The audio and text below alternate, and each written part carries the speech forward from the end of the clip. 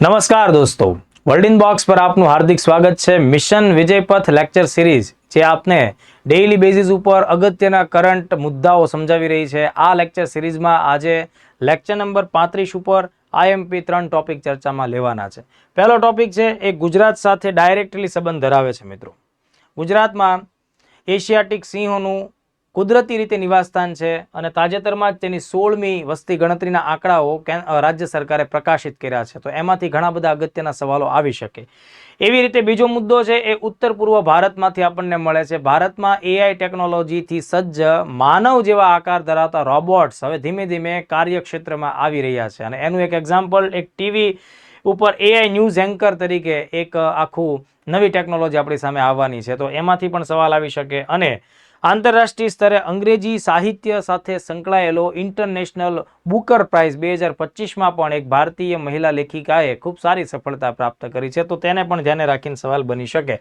તો સૌથી પહેલો મુદ્દો આપણે ધ્યાન રાખીએ દોસ્તો, તાજેતરમાં જ ગુજરાત રાજ્ય સરકારના વન વિભાગ દ્વારા સિંહોની વસ્તી ગણતરી માટેની 16મો અહેવાલ 16મી વસ્તી ગણતરીના આંકડાઓ રિલીઝ કરવામાં આવ્યા છે અને આ આંકડાઓ આપણને દર્શાવે છે કે ગુજરાતમાં સિંહોની વસ્તીમાં સતતપણે વધારો જોવા મળે છે। દોસ્તો, સમગ્ર એશિયામાં અથવા તો સમગ્ર વિશ્વમાં એશિયાટિક સિંહો માત્ર આપણા ગુજરાતમાં જોવા મળે છે અને એ પણ આપણા સૌરાષ્ટ્ર વિસ્તારમાં જોવા મળે છે। તો એમના નિવાસસ્થાનને ગુજરાત સરકાર સ્પેશિયલી કેર આપી રહી છે અને એના પરિણામ સ્વરૂપે જ ઉત્તરોત્તર એમાં પ્રગતિ આપણને જોવા મળી છે। 2001ની તુલનાએ આપણે જોઈએ તો આશરે 3 ગણી સિંહોની વસ્તી વધારે જોવા મળી છે। આ 16મી વસ્તી ગણતરીમાં ટોટલ આંકડો તમારે ધ્યાન રાખવાનો છે એ છે 891, બરાબર, 891 એટલા ટોટલ સિંહની હાજરી આપણને જોવા મળી છે। ખાસ તમે યાદ રાખજો, 2025માં આ જે વસ્તી ગણતરી થઈ એનો ક્રમ તમારે ભૂલવો ન જોઈએ, એ છે 16મી વસ્તી ગણતરી। સિંહોની વસ્તી ગણતરી દર 5 વર્ષે થાય છે, આ બાબત પણ અગત્યની બને। વાઘની વસ્તી ગણતરી દર 4 વર્ષે થતી હોય એટલે બંને વચ્ચેનો તફાવત છે એને અચૂકપણે ધ્યાને રાખજો। વાઘની વસ્તી ગણતરી દર 4 વર્ષે થાય જ્યારે સિંહની વસ્તી ગણતરી દર 5 વર્ષે થાય। એટલે આનાથી પહેલા 2020માં જે વસ્તી ગણતરી થઈ હતી એ કેટલામી હતી? 15મી હતી। તો અત્યારે કેટલામી છે? 16મી વસ્તી ગણતરી છે।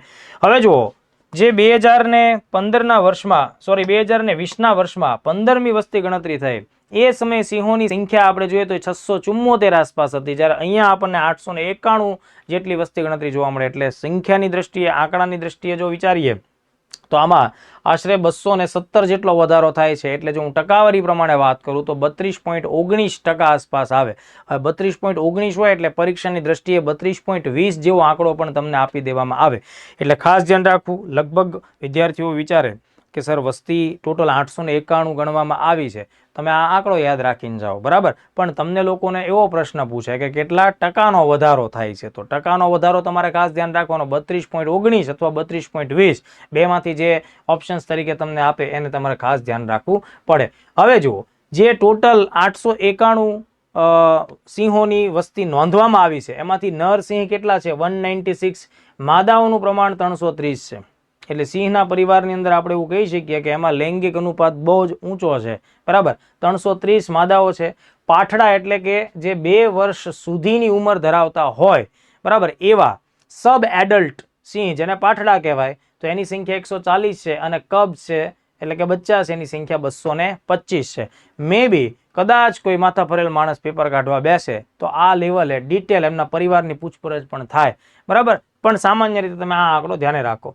જિલ્લાઓની આપણે વાત કરીએ દોસ્તો તો સૌથી વધુ સિંહ આપણને અમરેલી જિલ્લામાં જોવા મળ્યા છે, ત્યારબાદ ગીર સોમનાથમાં જોવા મળ્યા, જુનાગઢ, ભાવનગર, આ ટોપ 4 રાજ્યો છે, 4 જિલ્લાઓ છે। ત્યારબાદ પોરબંદર, રાજકોટ અને દેવભૂમિ દ્વારકા। એટલે હાલમાં સર્વેક્ષણ 11 જિલ્લાઓનો થયો છે, પણ એમાંથી સિંહની હાજરી હોય એવા જિલ્લાઓ કેટલા? 7। સર્વેક્ષણ ફરીથી કહું છું, 11 જેટલા જિલ્લાઓમાં સર્વે કરવામાં આવ્યો, પણ એમાંથી 7માં સિંહની હાજરી નોંધવામાં આવી। એટલે આમાંથી પણ તમારે ધ્યાન રાખવું જોઈએ। સૌથી વધુ અમરેલીમાં સિંહ મળ્યા 339 છે। આ આંકડાઓ પણ તમને પીડીએફમાં મળશે। આઈ થિંક આ આંકડાઓ ડિટેલમાં છે તો તમે માત્ર અમરેલી વાળો એક આંકડો યાદ રાખો, બાકીના આંકડાઓને ડિટેલમાં યાદ રાખવાની જરૂર નથી। પણ જિલ્લાઓ કેટલા? 7માં એની હાજરી મળી। એ 7 જિલ્લાઓ તમારે અચૂકપણે ધ્યાને રાખવા પડે। અમરેલી છે, ગીર સોમનાથ, જુનાગઢ, ભાવનગર, પોરબંદર, રાજકોટ અને દેવભૂમિ દ્વારકા। તો આટલા ફેક્ટ્સ તમે ખાસ ધ્યાન રાખો। હવે જુઓ, જ્યારે તમે જીપીએસસી જેવી અગત્યની પરીક્ષાઓની તૈયારી કરો તો એમાં માત્ર 891 સિંહ મળ્યા, 16મી વસ્તી ગણતરી, એ બધું બેઝિક છે. એ માહિતી તો બધી જગ્યાએ રિવીલ થઈ છે, પણ તમારે થોડું એનાથી વિશેષ બાબત પણ ધ્યાને રાખવી. જેમ કે સિંહનું વૈજ્ઞાનિક નામ આપણને પરીક્ષામાં પૂછાય, પેન્થેરા લિયો પેર્સિકા. પેન્થેરા લિયો પેર્સિકા એ સિંહનું વૈજ્ઞાનિક નામ છે. ઘણીવાર એવું થાય કે આપણે સિંહની વસ્તી ગણતરીને ધ્યાનમાં રાખીએ અને આ ટોપિક જો આ પ્રકારનો એંગલ ન પકડીએ, સવાલ અહીંયાથી પણ ઉઠી શકે. કારણ કે પેપર કાઢવાવાળો માણસ પણ થોડો તો સ્માર્ટ હોય જ તે, કારણ કે એને ખબર છે કે વિદ્યાર્થી આંકડા તો ગોખ્યા જ છે, જિલ્લાઓ તો એને ખ્યાલ જ છે, તો આવો સવાલ પણ આવે. હવે સિંહ આપણા માટે રાષ્ટ્રીય સ્તરનું મહત્વનું પ્રાણી છે દોસ્તો, એટલે તેનું જે પ્રોટેક્શન છે એ ખૂબ જ હાઈ લેવલ ઉપર કરવું ખૂબ જરૂરી. એટલે વાઇલ્ડ લાઇફ પ્રોટેક્શન એક્ટ 1972 અંતર્ગત સિંહને પ્રોટેક્શન આપવા માટે યાદી નંબર 1માં સ્થાન આપવામાં આવ્યું છે. એટલે યાદી નંબર 1માં સ્થાન ધરાવે એના શિકાર ઉપર સંપૂર્ણપણે પ્રતિબંધ. શિકાર કરો તમારો વારો નીકળી જાય, બરાબર, એટલા કડક કાયદા તમારી ઉપર લાગુ પડે. એવી રીતે આંતરરાષ્ટ્રીય એક સમજૂતી છે સાઇટ્સ, કે જેની અંદર પણ વિવિધ પ્રકારના વન્યજીવોને પ્રોટેક્શન આપવામાં આવે. ટોપ લેવલનું પ્રોટેક્શન જેને મળતું હોય એ લોકો એપેન્ડિક્સ 1માં સ્થાન ધરાવતા હોય, તો સાઇટ્સની અંદર પણ એપેન્ડિક્સ 1માં સિંહનું સ્થાન છે. એટલે આ બંને યાદી 1માં સ્થાન ધરાવે છે. આ ઉપરાંત international union for conservation of nature, આજે હું નામ બોલ્યો એ પણ તમારે ફરીથી સાંભળીને લખી પણ લેવું હોય તો લખી શકાય. International union for conservation of nature, IUCN છે. આ એક અગત્યની સંસ્થા છે જે સમયાંતરે પૃથ્વી ઉપર જોવા મળતી વિવિધ પ્રકારની સજીવ પ્રજાતિઓ હોય એની કેટલી સંખ્યા વધી છે એ આંકડાકીય વિશ્લેષણને ધ્યાનમાં રાખી અને તેમને અલગ અલગ કેટેગરીમાં વિભાજિત કરતા હોય છે. તો આ IUCNની જે રેડ લિસ્ટ અથવા રેડ ડેટા બુક પણ કહેવાય, રેડ ડેટા બુક કઈ સંસ્થા બહાર પાડે છે? IUCN. એમાં કઈ યાદીમાં સ્થાન ધરાવે છે? એન્ડેન્જર્ડ કેટેગરીમાં એ સિંહનું સ્થાન છે. એન્ડેન્જર્ડ કેટેગરી, ગુજરાતીમાં આપણે તેને સંકટગ્રસ્ત શ્રેણી કહેતા હોઈએ. તો આ એક બહુ જ અગત્યની બાબત થાય. વર્તમાન સમયે એશિયાઈ સિંહ માત્ર ગીર નેશનલ પાર્ક અને વન્યજીવ અભયારણ્ય ખાતે જ પોતાનું પ્રાકૃતિક નિવાસ સ્થાન ધરાવે છે. એ એમને અનુકૂળ આવી ચૂકેલું એક નિવાસ સ્થાન છે. સિંહોની સંખ્યા આપણને આફ્રિકા ખંડમાં અને આપણા ભારતમાં ગીરમાં જ જોવા મળે છે. આફ્રિકાના જે સિંહ છે દોસ્તો એ મેદાની પ્રદેશ, સવાનાના ક્ષેત્ર એ બધામાં રહેતા આપણને જોવા મળે. સિંહને ભલે આપણે જંગલનો રાજા કહેતા હોઈએ, પણ સિંહની ખાસિયત એ છે કે ગાઢ જંગલમાં રહેતો નથી. એ જંગલની બહારના વિસ્તારોમાં, થોડા ગરમ પ્રદેશમાં, ઝાડી ઝાંખરા હોય એ વિસ્તારમાં એને રહેવું વધારે પસંદ હોય. આફ્રિકાના સિંહ છે એ વજન અને કદની દ્રષ્ટિએ ભારતના સિંહ કરતાં મોટા હોય છે, બરાબર. તો આટલા ફેક્ટ્સ આપણે ખાસ ધ્યાન રાખીએ. સાથે જનરલ નોલેજના બે બીજા ફેક્ટ પણ તમે ધ્યાને રાખો. ગીરનું જે જંગલ વિસ્તાર છે તેને વન્યજીવ અભયારણ્યનો દરજ્જો 1965માં આપવામાં આવ્યો. એનો જે કોર વિસ્તાર છે, મધ્યનો ભાગ છે દોસ્તો, એને 1975માં રાષ્ટ્રીય ઉદ્યાન નેશનલ પાર્ક તરીકે જાહેર કરેલો છે. એટલે આ બે આંકડાઓ પણ ધ્યાને રાખવા. 1965માં વાઇલ્ડ લાઇફ સેન્ચ્યુરી અને એના 10 વર્ષ પછી એનો જે એકદમ સેન્ટ્રિક કોર પોઈન્ટ હતો એને નેશનલ પાર્ક. નેશનલ પાર્કનું કદ છે એ વન્યજીવ અભયારણ્ય કરતાં ઓછું હોય, આ વસ્તુ હંમેશા યાદ રાખવી. નેશનલ પાર્ક એ નાની ઇકોસિસ્ટમ છે, વાઇલ્ડ લાઇફ સેન્ચ્યુરી વધારે મોટી જગ્યા છે, બરાબર. નેશનલ પાર્કમાં વધારે પડતા પ્રતિબંધનો હોય છે, જ્યારે અભયારણ્ય છે એ પ્રતિબંધનોની દ્રષ્ટિએ થોડુંક લિબરલ હોય છે. તો આટલા ફેક્ટ્સ તમે લોકો ખાસ ધ્યાન રાખો. 1965 અને 1975. તો આ પહેલો મુદ્દો. ઓલરેડી આ મુદ્દો મેં ઇન્સ્ટાગ્રામ ઉપરના નાના વિડીયોમાં પણ લીધેલો છે, છતાંય તમે અહીંયા જે કાંઈ પણ મેં વિગતે ચર્ચા કરી છે એને ખાસ ધ્યાને રાખજો. એકાદો સવાલ આમાંથી આવશે. ઓકે. ત્યારબાદ બીજો એક અગત્યનો મુદ્દો આપણી સામે આવે છે અને એ પૂર્વોત્તર ભારતના રાજ્ય આસામથી આવે છે. આસામ રાજ્યએ ટેકનોલોજીના ક્ષેત્રમાં એક નવું પગલું મૂક્યું છે, નવી સફળતા પ્રાપ્ત કરી છે. કૃત્રિમ બુદ્ધિમત્તા AI થી સજ્જ એક હ્યુમેનોઇડ રોબોટ કે જે સરકારના કામકાજોની માહિતી એન્કર તરીકે પબ્લિકને ડિલિવર કરે છે. તો અંકિતા નામની હ્યુમેનોઇડ રોબોટ, બરાબર, અંકિતા નામની હ્યુમેનોઇડ રોબોટ આસામ રાજ્ય સરકારે તૈયાર કરાવી છે અને તેને રજૂ કરી છે. એ શું કરશે? તો કે આસામ રાજ્ય સરકારની અથવા આસામના જે કેબિનેટ છે એના જેટલા પણ નિર્ણયો હશે દોસ્તો, આ બધા નિર્ણયોને પબ્લિકલી એ ચર્ચામાં લેશે, પબ્લિક સુધી માહિતી લઈ જશે. સોશિયલ મીડિયાના માધ્યમથી એ આસામની જનતાને સરકારના નિર્ણયો રજૂ કરશે. તો આ બધા ફેક્ટ્સ ધ્યાને રાખજો. અહીંયા એક બાબત ખાસ ધ્યાન રાખવી કે આ અંકિતા નામની જે એઆઈ રોબોટ બનાવવામાં આવી છે, હ્યુમેનોઇડ રોબોટ એટલે માણસ જેવો આકાર દર્શાવતી હોય, જે તમને આજે દેખાય છે આ બેન એ પોતે, તો એ આસામની સ્થાનિક ભાષામાં અત્યારના ધોરણે આ પ્રકારની માહિતીની આપલે કરે છે. એટલે એમ કહી શકાય કે પબ્લિક કોમ્યુનિકેશનમાં ભારતની અંદર પહેલો ગવર્મેન્ટ આવો પ્રયત્ન કર્યો છે. ભારતમાં રોબોટ્સ ઘણા બન્યા, અલગ અલગ ફિલ્ડમાં કામ કરતા રોબોટ્સ બન્યા, પણ કમ્યુનિકેશનના ફિલ્ડમાં બરાબર પબ્લિક ડીલિંગમાં આ પ્રકારનો પહેલો પ્રયોગ આપણને જોવા મળ્યો. એટલે આ જે સફળતા છે દોસ્તો, એના ઉપર બે પ્રકારના મત છે. એક મત અત્યારે રજૂ થાય છે કે ભાઈ આ પ્રકારનું કામ હોવું જોઈએ, તો એમાં ટેકનોલોજીનું પ્રદર્શન દેખાડવામાં આવે છે. તો સાથે બીજો એક વિશાળ વર્ગ એવો પણ છે કે જે આ પગલાંને ક્રિટિસાઇઝ કરે છે અને એનો વિરોધ કરે છે. વિરોધ કરે છે કે ભાઈ ભારત જેવા વધુ વસ્તી ધરાવતા દેશની અંદર જ્યાં માણસોને જોબની જરૂરિયાત છે, ત્યાં તમે મશીનને લાવશો તો ભારતમાં જોબ ક્રિએશન થશે નહીં અને એની આડઅસર થશે. ભણેલો ગણેલો શિક્ષિત ડિગ્રી ધારક વર્ગ છે એ આ એઆઈને લીધે હાંસિયામાં ધકેલાઈ જાય, તો એવું પણ ભારતમાં બનવું જોઈએ નહીં. ખરેખર તો રોબોટિક ટેકનોલોજી છે દોસ્તો, એ એવા દેશોમાં વધુ અસરકારક સાબિત થાય કે જ્યાં માનવ વસ્તી અથવા માનવ શ્રમ બળ કેવું હોય, ઓછું હોય, કે જ્યાં માણસો ઓછા છે, બરાબર, કામ કરવા માટે માણસો અવેલેબલ નથી. ત્યાં તમે જાપાન જેવા દેશો છે એને રોબોટિક્સને એટલે ડેવલપ કર્યું હતું કે ભાઈ અહીંયા જટિલ આબોહવા હોય, બહુ માઇનસમાં ટેમ્પરેચર જતા હોય, તો અહીંયા માણસો કામ કરવા માટે ન પણ હોય. તો ભારત જેવા દેશમાં એઆઈના આ પ્રકારના પ્રયોગો છે એ હાનિકારક અસરો ઊભા કરી શકે, મતલબ રોજગાર ખાઈ જાય, આ પ્રકારના મુદ્દાઓ થાય. હા, જે રિસ્કી ફેક્ટર છે એમાં રોબોટ્સનો ઉપયોગ હોય તો આપણે એને આવકારવું જોઈએ. દાખલા તરીકે બોર્ડર સિક્યોરિટીના કોઈ મુદ્દાઓ હોય, અથવા ગટરની સફાઈ જેવા કાર્યો હોય, અથવા ઇલેક્ટ્રિસિટીના ફિલ્ડમાં વીજ થાંભલાઓ ઊભા કરવાના એવા બધા કાર્યો કે જ્યાં રિસ્ક છે, બરાબર, એવા કાર્યોમાં ચોક્કસપણે રોબોટ્સનો ઉપયોગ થાય. બરાબર, ડિફેન્સ ફિલ્ડમાં સારો એવો કરી શકાય, બોમ્બ ડિફ્યુઝન જેવા કાર્યોમાં આપણે એનો ઉપયોગ કરી શકીએ, તો એ બધું આવકાર્ય છે. ડિઝાસ્ટર મેનેજમેન્ટની અંદર રોબોટ્સનો ઉપયોગ કરો તો એ સારું લાગે. દાખલા તરીકે કોઈ 11મા માળે આગ લાગી ભયંકર, બરાબર, તો માણસ ત્યાં જશે, ફાયર બ્રિગેડ ત્યાં જશે, તો એને પણ તકલીફ પડવાના ચાન્સ છે. એ જગ્યાએ તમે માણસને મદદ કરે એવા રોબોટ્સ બનાવો તો ચાલે. માનો કે કોઈ માણસ નદીમાં તણાઈ ગયું, તો એને બચાવવા માટે તમે રોબોટ્સનો ઉપયોગ કરો તો એ વધારે વાજબી બાબત છે. તો આ બધા મુદ્દાઓ છે, તમે અચૂકપણે કમેન્ટ્સમાં તમારા વિચારો રજૂ કરજો કે આ પ્રકારના પ્રયોગો છે એને તમે કેવી રીતે જુઓ છો, બરાબર. તો આ એક બાબત હતી. આના જેવું જ બીજું એક ફેક્ટ પણ તમારે ધ્યાન રાખવું પડશે. અગાઉ 2024ના વર્ષમાં કેરળ પહેલું એવું રાજ્ય બન્યું કે જેણે એઆઈ ટેકનોલોજીથી સજ્જ એક શિક્ષિકા બનાવી છે, અને એનું નામ છે આઈરિસ. આઈરિસ નામની શિક્ષિકા. આ શિક્ષિકા કેરળની અંદર હિન્દી, કેરળની સ્થાનિક ભાષા મલયાલમ અને અંગ્રેજી ત્રણેય ભાષાની અંદર વિદ્યાર્થીઓ સાથે કમ્યુનિકેશન કરી શકે. અને આ આઈરિસ નામની જે ટીચર છે, મતલબ જે હ્યુમેનોઇડ ટીચર બનાવવામાં આવી, એ ધોરણ 1 થી લઈને 12 સુધીના તમામ વિષયો ભણાવી શકવા માટે સક્ષમ છે. એટલે તમે અંદાજ લગાડો કે એક શિક્ષિકા કેટલા લોકોની નોકરી ખાઈ જશે, બરાબર, કેટલા વિષયોના શિક્ષકો આના લીધે બેરોજગાર થશે. એક તરફ છોકરાઓ ટેટ, ટાટ, ટાટ, ટેટ 1, 2 પેટા પ્રકારો બધા પાસ કરીને બેઠા હોય અને ભરતી ન થતી હોય, અને આઈરિસ જેવી શિક્ષિકા છે તો એ બધા વિષયો ભણાવતી હોય. તો આ બધું મુદ્દો છે. અંકિતાબેનનું જો આખું નામ યાદ રાખવું હોય તો અહીંયા લખેલું છે, પૂછાય એવું છે નહીં, પણ છતાંય તમને લોકોને એકવાર આમ વાંચી લો તો આમ જીવનમાં આનંદ થાય કે હાલો આપણે વાંચી લીધું. તો એ આખું નામ પણ અહીંયા છે, Assam's new age knowledge based information technology anchor. આ ધ્યાન રાખવું.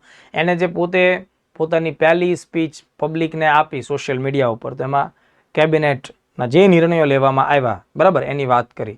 તો એમાં એણે શું કીધું, ઘણા બધા મુદ્દાઓ કીધા. એમાં એક મુદ્દો સામેલ છે કે આસામ સરકારે હમણાં એક નિર્ણય લીધો, દિબ્રુગઢ એરપોર્ટ છે તેનું નામ બદલી નાખ્યું અને ભૂપેન હજારિકા એરપોર્ટ કરવામાં આવ્યું. તો આ પણ એક અલગથી પ્રશ્ન બની શકે છે. ભૂપેન હજારિકા એરપોર્ટ ક્યાં આવ્યું છે? દિબ્રુગઢ, આસામમાં, બરાબર. તો આ પ્રકારનો સવાલ કરંટ અફેર્સ સાથે સંકળાયેલો થાય છે. તો આટલા મુદ્દાઓ તમે લોકો આ પોઈન્ટમાં ધ્યાને રાખો. નોર્થ ઇસ્ટના મુદ્દાઓ ખાસ ધ્યાને રાખવા.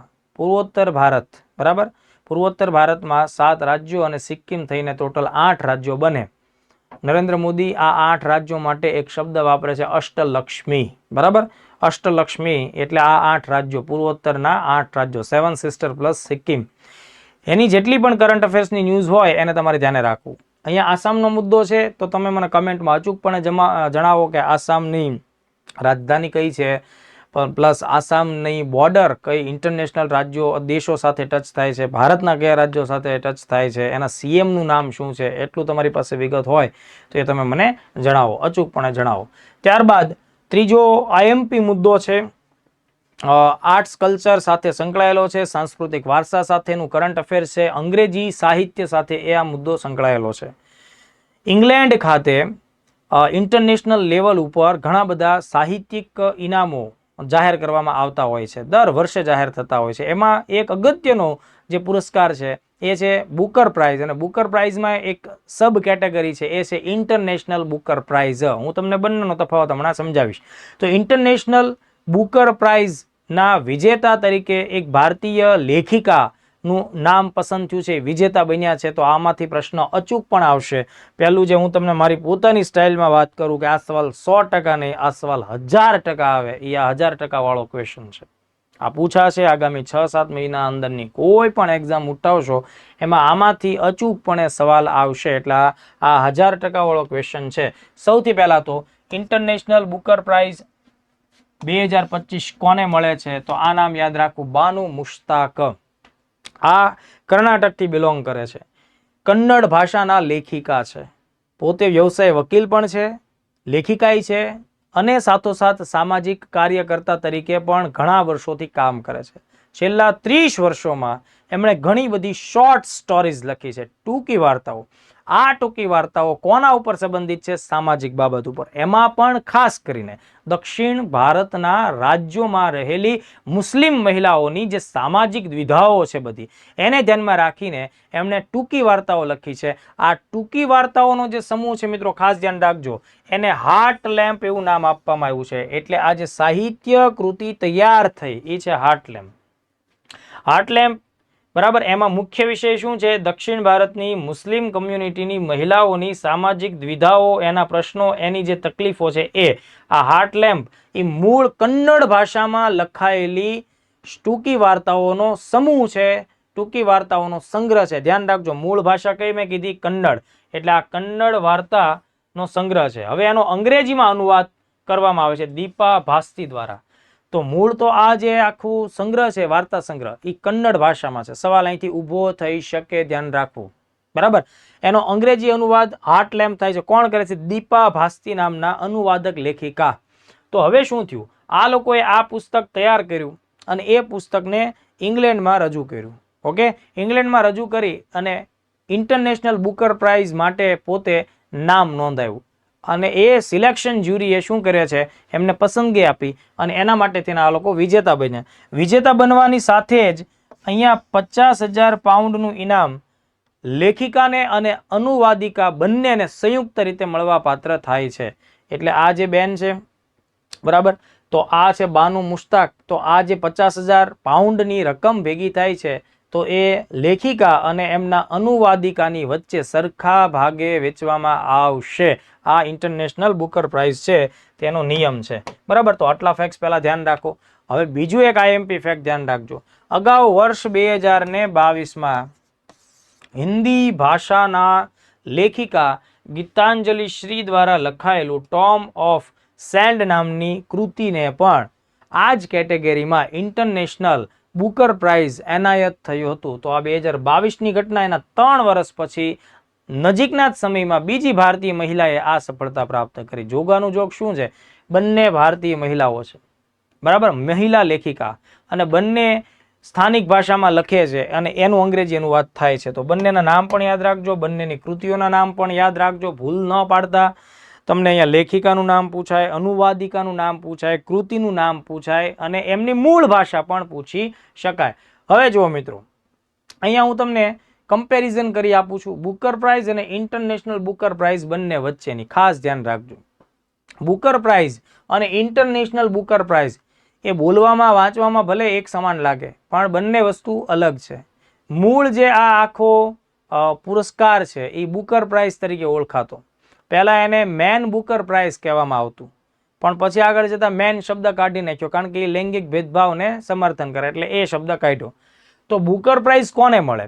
તો કે બુકર પ્રાઇઝ ઓરિજિનલી અંગ્રેજીમાં લખાયેલી નવલકથાઓ માટે મળે.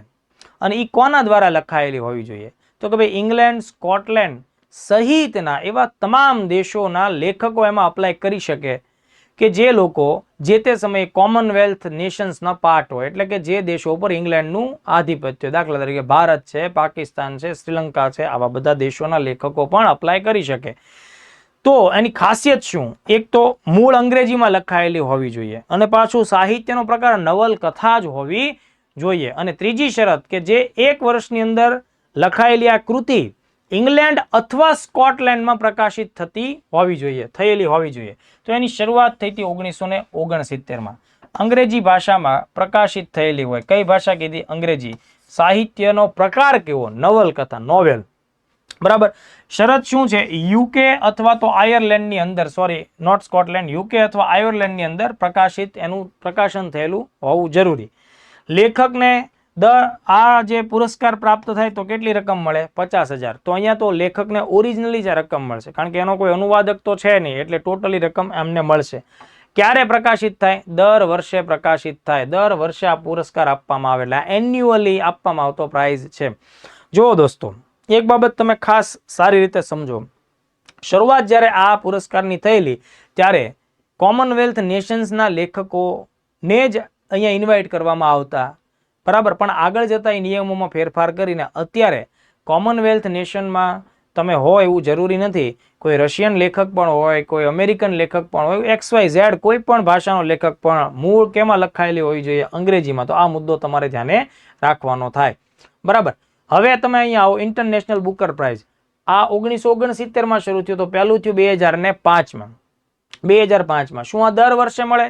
જ્યારે શરૂઆત થઈ હતી ત્યારે દર 2 વર્ષે મળતું હતું, પણ 2016થી દર વર્ષે મળે. એટલે અત્યારે વિધાનવાળા ક્વેશ્ચન જો આની ઉપર તમને પૂછવામાં આવે 4 વિધાન, તો ધ્યાન રાખો, આ દર 2 વર્ષે નહીં, દર વર્ષે. શરૂઆત થઈ હતી 2005, ત્યારે દર 2 વર્ષે. આની વિશેષતા શું? તો કે ભાઈ કોઈ પણ ભાષામાં લખાયેલું સાહિત્ય હોવું જોઈએ. ગુજરાતી હોય, મરાઠી હોય, ઉર્દુ હોય, અરબી હોય, ફારસી હોય, તમિલ હોય, કન્નડ હોય, ગમે તે ભાષામાં હોય, પણ એનો અનુવાદ કેમાં થયેલો હોય? અંગ્રેજીમાં થયેલો હોવો જોઈએ. અને સાહિત્યનો પ્રકાર કેવો? કાં તો નવલકથા હોવી જોઈએ અથવા શોર્ટ સ્ટોરીઝનો સંગ્રહ હોવો જોઈએ. જ્યારે અહીંયા માત્ર કોનો સમાવેશ થાય છે? નવલકથાનો. ઇન્ટરનેશનલ બુકર પ્રાઇઝમાં કોનો સમાવેશ થાય? આઈધર નોવેલ ઓર શોર્ટ સ્ટોરીઝ. બરાબર. તો એ બાબત આપણને અહીંયા જોવા મળે છે. જો આ એકદમ બારીક તફાવત હું તમને સમજાવું છું. આટલા બારીક તફાવત સાથે તમે જો તૈયાર થઈને પેપર દેવા જાવ ને તો કોઈના બાપની તેવડ નથી, તમને ફેલ કરે, તમને માર્ક્સ ન આપે. આ તો વાંચ્યું જ હોય અડધી લીટી, અને પછી પેપરમાં જઈને પછી કે પેપર હાલ નીકળ્યું. પેપર હાર્ડ નહોતું નીકળ્યું, તે જ અગાઉ દાંડાઈ કરી હતી, વાંચ્યું નહોતું. એટલે આ તફાવત સાથે તમારે પરીક્ષા દેવા જવાનું. પછી માનો કે હાલો એનું ટ્રાન્સલેશન થઈ ગયું અંગ્રેજીમાં, પણ તમે ભારતમાં પ્રકાશિત કરો ને પછી કોપી લઈને જાઓ, જો અમે આ કર્યું, એમ ન હાલે. તમારે ફરજિયાતપણે કાં તો યુકે અથવા આયર્લેન્ડમાં, એટલે કે યુકેની કંપની અથવા આયર્લેન્ડની કંપનીના મારફતે એને અંગ્રેજીમાં શું કરવું પડે? ત્યાં પ્રકાશિત કરવું પડે. અહીંયા રકમ કેટલી મળે છે? રકમ તો 50,000 પાઉન્ડ પહેલાની જેટલી જ મળે, પણ બીજી એક નાની બાબત શું કે અનુવાદક અને લેખકની વચ્ચે 50-50% એ શેર થાય છે. તો બોલો, આ બંને બાબતનો નાનામાં નાનો તફાવત પણ મેં તમને લોકોને આપેલો છે. બરાબર. અગાઉના એક લેક્ચર્સમાં આજ મિશન વિજય પથમાં મેં જેટલા એવા લેખકો હતા કે જેમને બુકર પ્રાઇઝ આપવામાં આવ્યો હતો, જે ભારતીય લોકો હતા, બરાબર, અંગ્રેજીમાં એણે લખ્યા હતા, તો એ બધા લોકોના મેં તમને નામ આપેલા છે. બરાબર. તો એવા ઘણા બધા લોકો છે. અરવિંદ અડીગા છે, VS નાઇપોલ છે, બરાબર, રસ્કિન બોન્ડ છે, અરુંધતી રોય છે. આ બધી લેખક અને લેખિકાઓ છે કે જેમની પોતાની વિવિધ પ્રકારની નોવેલ, જેની ઉપરથી ઘણા બધા મૂવી પણ બનેલા છે. બરાબર. તો આ બધા મુદ્દાઓ તમે લોકો ખાસ ધ્યાને રાખજો. તો આઈ થિંક આ લેક્ચર્સના તમામ મુદ્દાઓ આજે આપણે કવર કર્યા. ફરીથી નેક્સ્ટ લેક્ચરમાં મળીશું, ત્યારે નવા ટોપિક્સ ધ્યાને રાખીશું, ખાસ અગત્યના ટોપિક્સ ધ્યાને રાખીશું. તમે ધ્યાન રાખો કે આજથી લગભગ 4 મહિના પછી DYSO પ્રિલિમ્સ છે, 7 મહિના પછી STI છે, અને 10 મહિના પછી પાછી 1-2ની પ્રિલિમ્સ છે. રોજના 3 મુદ્દા લેખે તમે આગળ વધશો તો DYSOની પહેલા 401 મુદ્દા તમે આરામથી કરંટના તૈયાર કરશો આ લેક્ચર સિરીઝમાં, અને STI વખતે તમે 700 જેટલા મુદ્દા તૈયાર કરશો. બરાબર. અને 1-2 વખતે તમે તો 1000+ આસપાસના મુદ્દાઓ તૈયાર કરશો. રોજના ખાલી 3 મુદ્દા તૈયાર કરવાના છે. આખું છાપું ખોલીને બેહી નથી જવાનું, રિક્ષા ઊંધી વળગીને 3 જણા ભાંગી ગયા, એવું કરંટ નહીં પૂછાય. બરાબર. એટલે આવા નાના નાના મુદ્દા પૂછાશે નહીં. જે મુદ્દા પૂછાશે એ કેવા હશે? જે ટોપ લેવલના હશે એ. તો મળીએ પાછા વહેલી તકે. જય હિન્દ, જય ભારત.